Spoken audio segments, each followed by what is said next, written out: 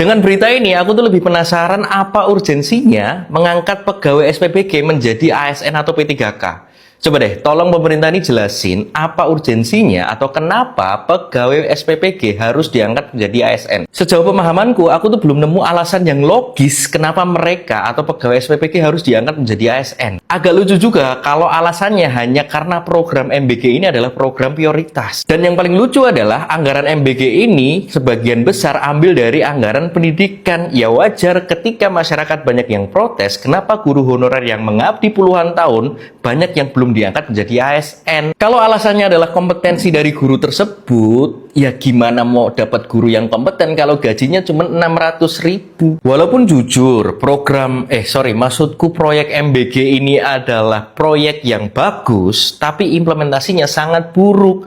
Udah eksekusinya berantakan, boros anggaran pula. Ya mau gimana lagi, karena ini adalah bisnis yang berkedok program prioritas. Cuman bisa berharap segera evaluasi. Gimana menurut kalian? MBG yang seumur jagung, pegawainya bisa diangkat P3K dengan dikeluarkan perpres.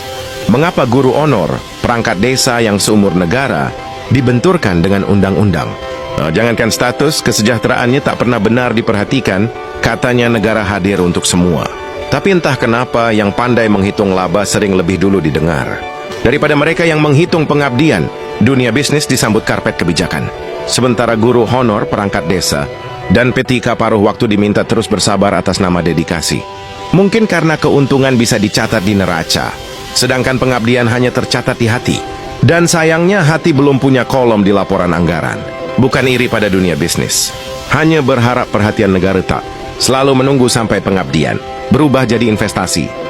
Ya kita nggak tahu misalnya MBG ini mau sampai 5 tahun atau 10 tahun, kita nggak pernah tahu. Tetapi guru-guru kita ini udah belasan tahun, Pak. Belasan bahkan puluhan tahun hari ini. Bahkan mungkin ketika kemarin ada yang sudah menerima SKP 3K, besoknya langsung pensiun. Itu ada. Nah inilah yang menjadi perhatian kita bersama Pak Menteri. Seleksi PPK tahap 3 dan 4. P3K dibuka untuk pegawai MBG. Katanya ini solusi. Katanya ini terobosan. Saya tidak menolak MBG.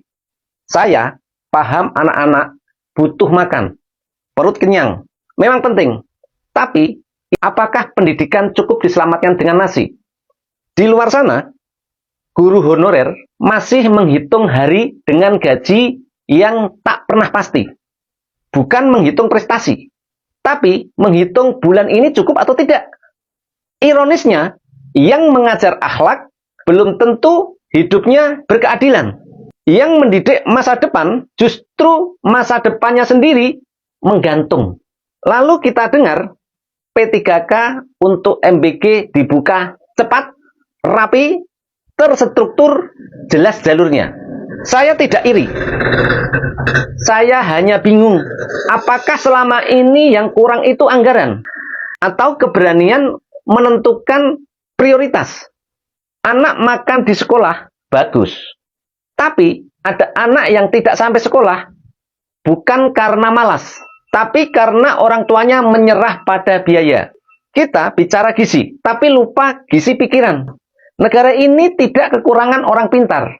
Yang kurang mungkin keberanian untuk adil sejak awal. Masalah ini bukan MBG vs guru. Ini soal urutan logika kebijakan. P3K pendidikan harus sejajar, bukan menunggu giliran. Jika MBG bisa cepat, guru honorer minimal sama cepatnya.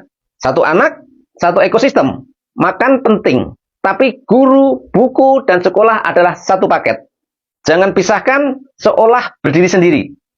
Prioritas wilayah rawan putus sekolah sebelum bicara menu bergizi. Pastikan anaknya masih bersekolah. Transparansi anggaran. Rakyat tidak menuntut sempurna. Kami hanya ingin jujur dan adil. Saya tidak menggugat negara. Saya hanya mengingatkan bahwa pendidikan tidak bisa diselamatkan dengan satu program. Sementara yang lain dibiarkan menunggu tanpa kepastian. Karena masa depan bangsa tidak tumbuh dari dapur saja, tapi dari ruang kelas dan guru yang dimanusiakan.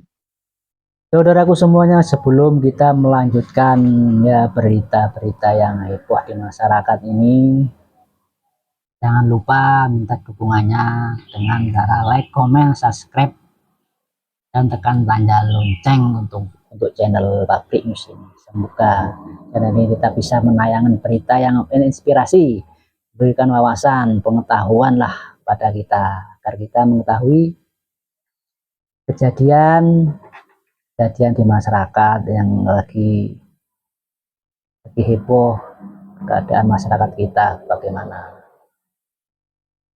Semoga saudaraku tetap diberikan kesehatan, rezekinya lancar, yang berlimpah ruah. Baiklah saudaraku, kita lanjutkan beritanya berikut ini.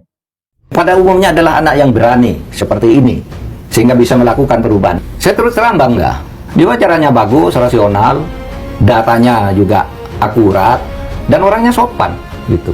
Sampai marah-marah begitu itu kan karena yang mewakili rakyat itu sekarang sudah jarang. Media yang konvensional udah ada yang mewakili rakyat sungguh-sungguh sekarang, pada takut, pada nyingkir juga. Kalau ada ini Pak, Bapak aja yang ngomong. Bapak aja ngomong. Terus gimana dong? Ini ada anak muda berani seperti ini. Ada muda berani gini, harus dilindungi dong. Karena dulu ini yang sekarang memimpin negara ini pada umumnya adalah anak yang berani seperti ini, sehingga bisa melakukan perubahan. Nah, kalau anak-anak berani tidak dibina, lalu diteror, apalagi sampai ibunya dan sebagainya, itu kan negara ini tidak sehat. Ya tentu karena itu namanya teror, orang bisa saling melempar, ya kan? Ya. Bukan saya, bukan pemerintah. Ya memang tidak ada buktinya kalau pemerintah. Lalu yang macam apa namanya buzzer bayaran itu juga bukan saya, dan seterusnya. Lalu siapa yang tahu? Nah, negara harus turun hal-hal yang seperti ini. Demi kebaikan kita lah, demi kebaikan kita, bukan untuk ini. Ya. Kalau negara ingin selamat, kita harus sadari sama-sama gini, bahwa kalau Anda sudah diperingatkan, ya, nggak mau juga dan malah marah-marah, ya silakan jalanlah. Nanti Tuhan yang akan turun tangan, alam yang akan mengubah Anda. Tidak pernah dalam sejarah tidak terjadi perubahan, tidak pernah. MBG, makan bergizi gratis. Anggarane marai wong cilik podo meringis, ngetokno duit sakmono di saat masyarakat lagi mengkis. Dan itu terjadi di suatu negara sing isine bedes oportunis. MBG, makan bergizi gratis jarine. Padahal iku kabeh duwite rakyate, tapi dibungkus karo cangkem lamis pejabate. Apa iki kebijakan sing wis bener? Iku pertanyaane. MBG, makan bergizi gratis, singkatannya cekne iso memberdayakan wong cilik nang sekitare, cekne roda perekonomian berputar tujuane, nyatane cuma gawe gedhekno wetenge pejabat lan kanca kancane. MBG, makan bergizi gratis kepanjangane. Tahun iki atusan triliun anggarane. Duit negara digayak-yakan ceritane. Iku ngono duduk duit mbahmu matane.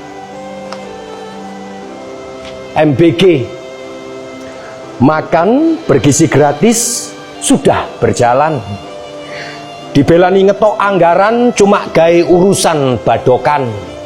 Dibelani ngetok sepertiga anggaran pendidikan, dibelani ngetok sembarang barang pokok iso digawe bancaan.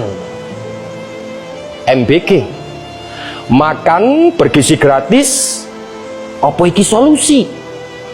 Di tengah gembar-gembor kebijakan tentang efisiensi, ketika kesehatan, lapangan pekerjaan, dan lain-lain menjadi anak tiri, kon pikir negara bakal maju? Ngimpi. Itu yang pasti. MBG, makan bergizi gratis, anggarane triliunan. Nggarakno keadilan malih nggak karu-karuan. Guru honorer bayarannya 300.000 saulan. Sopir MBG bayarannya 750.000 seminggu. Hello, tenan. MBG makan bergizi gratis. Apa iku hal sing pokok? Pendidikan iku gak cuma ngurusi weteng tok. Tujuannya cekne generasi bangsa iki gak dadi menungso pekok. Cekne awake dhewe gak dadi bangsa sing cuma diolok-olok. MBG makan bergizi gratis gendang dilereni. Mr. Presiden, tolong rungokno jeritan batin kami. Pendidikan dan kesehatan gratis iku sing dibutuhno negara iki. Cekne wargamu sehat, pinter, saora-orai duwe ijazah asli. Netizen rame-rame memperlihatkan menu MBG di bulan suci Ramadan yang saat ini sudah mulai dilaksanakan. Dan terlihat nih, menu tersebut sangat berbeda dari biasanya. Orang-orang miris banget, kok bisa menunya dikasih seperti ini? Dan banyak masyarakat yang meminta mending program ini dihentikan aja. Karena masyarakat melihat bahwa itu lahan yang basah banget. Masa sih bentuk MBG kayak gitu? Iya, dan ini diperlihatkan serentak di berbagai daerah. Bahkan ada salah seorang netizen yang memperlihatkan bahwa budget makan bergizi gratis tidak sesuai dengan apa yang didapatkan oleh para siswa. Dan bukan hanya itu, guru-guru SD terutama di Sulawesi Tengah juga ikut memperlihatkan menu makan bergizi gratis agar semua masyarakat bisa tahu. Semoga kejadian ini sampai di mata Presiden Prabowo. Beberapa orang berpikir mungkin itu alasan mengapa program MBG tidak berhenti di bulan suci Ramadan. Karena ada praktik-praktik seperti ini. Bayangkan makan bergizi gratis di bulan suci Ramadan, dapatnya kacang, kurma, buah, dan susu kotak. Pancen enak kerja nang MBG. Duwe kenalan wong jero jelas iso langsung megawe. Ora penting pengalaman kerja, sing penting duwe channel-e. Ora urus cangkeme wong liya, sing penting bayarane gede. Pancen enak kerja nang MBG. Mas yo melek bengi akeh kancane. Kancane sithik, sing akeh dulur-dulure. Dulur teko bulik, ya dulur teko pakde. Pancen enak kerja nang MBG. Iso ngerti carane golek bathi sing gedhe. Semangka diketok kaya gawe krepek tempe. Hasilnya iso tipis kaya kertas tisu nang WC-WC. Pancen enak kerja nang MBG. Salah menundok karo jagung mentah, iku hal sepele. Cuma human error. Jarine cukup klarifikasi, njaluk sepuro, wis mari beritani. Pancen enak kerja nang MBG. Nek lagi males masak, cukup dikei susu karo nanas sing rodok gede. Gak usah dikonceki, cekne dikrokoti dewe-dewe. Hitung-hitung gawe ngelatih untune arek-arek SD. Sing sangariku nek dadi kepala dapur MBG. Ojo sampai wali murid protes masalah menune. Sampai protes, titenono gue. Sesuk liyane mangan, tak jamin anakmu bakal domblong dewi. Pancen cerdas kepolone MBG. Bayarane gede, tanggung jawabnya yo gede. Enek panganan sing beracun, beliau maju nang ngarep dewi. Cukup nggih pernyataan, iku sing salah petanine. Aku yo pengen kerja nang MBG. Wingi aku macak klimis, wis siap ngelamar nang kantore. Aku yakin ditompo mlebu kantor dengan PD. Jebul sing tak leboni kantore BMKG. Heran saya, benar-benar heran, sumpah heran banget. Ketika saya ngomongin kesejahteraan guru honorer, banyak yang komentar. Kenapa jadi guru honorer? Suruh siapa jadi guru honorer? Emang negara minta lu jadi guru honorer? Tali kolor, dengerin ya. Gua tanya sekarang sama lu. Dari sejak lu SD sampai SMA, lu kebanyakan diajar sama siapa? Sama guru honorer apa guru PNS? Guru honorer, bos. Jadi kenapa ada guru honorer? Karena ada lu, karena ada kita semua yang butuh. Jangan cuma lihat di kota aja bos, lihat di desa-desa, di pelosok-pelosok. Kalau nggak ada guru honorer, sekolah kosong, nggak ada yang ngajar. Berarti nanti ada 32.000 ya Pak untuk yang pegawai dengan P3K. Ya. Nah itu kan ditempatkan di SPPG Bapak bilang. Nah itu kenapa SPPG kan punya swasta Pak, maksudnya punya mandiri sendiri dan ini. Kenapa itu digaji oleh pemerintah dan menggunakan skema P3K gitu Pak? Ya, Anda harus tahu bahwa setiap SPPG itu ditempatkan 3 perwakilan Badan Gizi Nasional. SPPG-nya milik mitra, relawannya berkoordinasi dengan mitra, tetapi Badan Gizi menempatkan 3 orang, yaitu 1 kepala SPPG, 1 ahli gizi, 1 akuntan. Ini adalah pegawai Badan Gizi Nasional. Dan mereka inilah kemudian status kepegawaiannya dijanjikan dulu ketika direkrut untuk P3K, dan Badan Gizi sudah melakukan seleksi, sudah tes lewat CAT, dan mereka sudah sekarang dalam proses pelengkapan administrasi dan ASN-nya akan keluar 1 bulan. Berarti dari jumlahnya tadi yang diakuntan dan ahli gizi itu kan cuma 375 Pak, dibandingkan yang lainnya tadi 30.000 sekian. Berarti itu nggak di semua SPPG ada ahli gizi berarti ya Pak, yang dari yang ditempatkan kan tadi Bapak bilang 3, berarti nggak? Kan, belum ASN. Dan kita akan buka lagi periode berikutnya untuk keahlian gizi dan akuntan.